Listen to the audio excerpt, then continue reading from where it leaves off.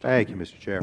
Mr. Dissel, in your summary, you state that the concerns you have raised about finding the right level of natural gas exports were submitted to DOE, but the DOE public interest determination process, and I quote, continues in a manner that is opaque for both sides of the issue. Please elaborate on that statement. What would make the public interest determination more transparent? Sure. I think you saw in the answer by Dr. Gant earlier that it was opaque, that you couldn't get a straight answer. And it's one of the complaints that on both sides. There's a lot of uncertainty around the process, and businesses would like to make decisions. What would make it more transparent would be to look at the NERA study and first do a peer review. I've peer reviewed it. I've given my comments and mentioned many of my concerns. I think a serious peer review needs to be given again. Also, in determining the public interest, it's not simply just the economic interest. It's also the environmental interest, and it's also the national security interest. And there's no criteria that are set forth that you can gauge or measure and publicly see and understand in any part of the DOE process. Thank you. And your testimony states that you believe the NERA analysis used flawed assumptions and the wrong modeling approach. It's my understanding that NERA relied on information and procedures used by the Energy Information Agency, or the EIA. EIA's projections, especially projections of prices of natural gas, have often been wrong. In March 2012, EIA released a retrospective study they did of their projections from 94 through 2011, a period of 17 years. An Energy Policy Forum article summarized some of those findings of that analysis. The findings do not give me confidence that DOE's conclusion about the net economic benefits, let alone the broader public interest, is very robust. During the 17-year period, EIA overestimated crude oil production 62% of the time.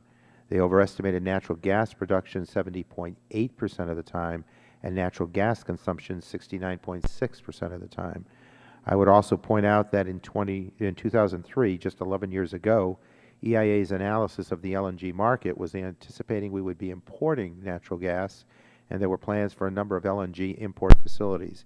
If DOE allows too much export, we may be creating a situation like the one we now face with propane, where in spite of the abundant domestic production, our consumers and our domestic manufacturers are paying very high prices and seeing no benefit from the increased domestic production.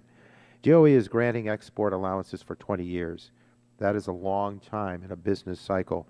Do we need a more flexible approach that would allow us to pull back if we have granted too much export authority, or if conditions here in our country change?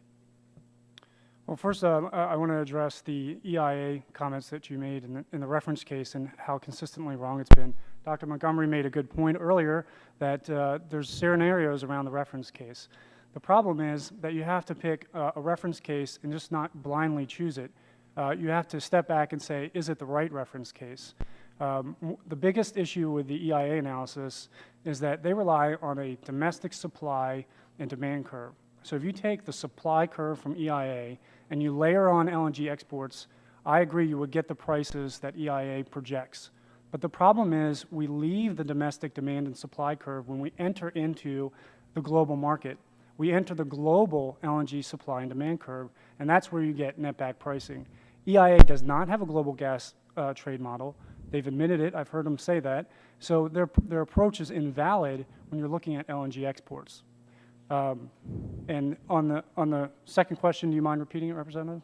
Well, the second thing is, do we pull back if we've granted too much export authority, or if conditions in the U.S. change? Should we have a more flexible approach? Well, I think it would be challenging to pull back on multi-billion-dollar investments and leave things stranded. But if in a transparent process, if LNG exports are determined to be beneficial to the economy and not opportunity cost to other parts of the economy, I think you have to put in a certain amount of consumer protections, and those would be using the gas as leverage to negotiate free trade agreements, also considering reducing taxes for those who would be affected most. Also investing in technologies, as for example, advanced catalytic technologies that would reduce our need for natural gas and improve our efficiency. And fourth, I think we need to reconsider some of the efforts by EPA, because we do not have the backstop in place for coal to come through and substitute for natural gas. Thank you very much, Mr. Chair. I've exhausted my time, so